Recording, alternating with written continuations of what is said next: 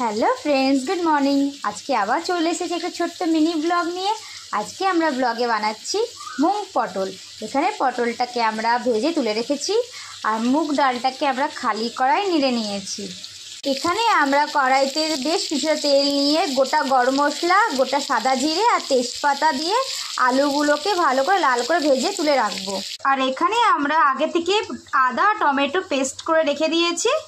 আমাদের আলুটা লাল লাল করে ভাজা হয়ে গেছে। এবার খালি কড়াই যে নাড়া যে মুগ ডালটা আছে ওটা আমরা আলুর মধ্যে দিয়ে দেব।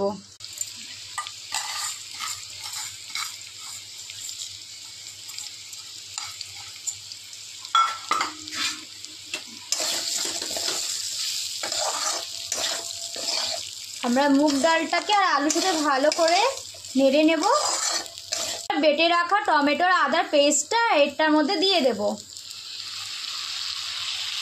আর এটাকেও আমরা ভালো করে নেড়ে নেব। এক এক করে গুঁড়ো মশলাগুলো দেব।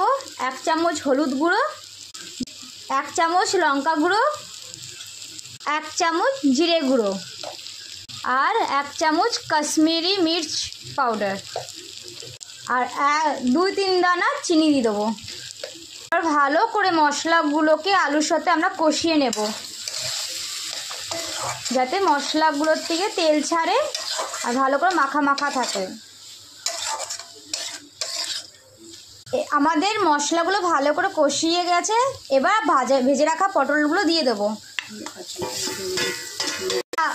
পটলগুলোর সাথে এবার মশলাগুলোকে আবার কষিয়ে নেব। এবার আমরা এটার মধ্যে উষ্ণ গরম জল দিয়ে দেব। গরম জলটা আগে থেকে আমরা করে রেখেছি।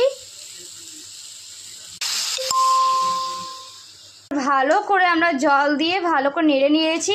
এবার বেশ কিছুক্ষণের জন্য ঢাকা দিয়ে রেখে দেব যাতে ডালটা আমাদের ভালো করে সিদ্ধ হয়ে যায়।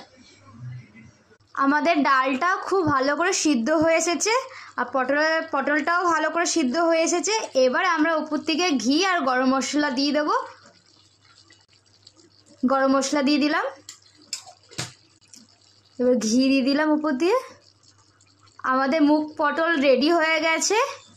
আপনাদের কেমন লাগলো অবশ্যই কমেন্ট বক্সে কমেন্ট করে জানাবেন। আজকের মতন আসছি, আবার দেখা হবে নেক্সট ব্লগের সাথে।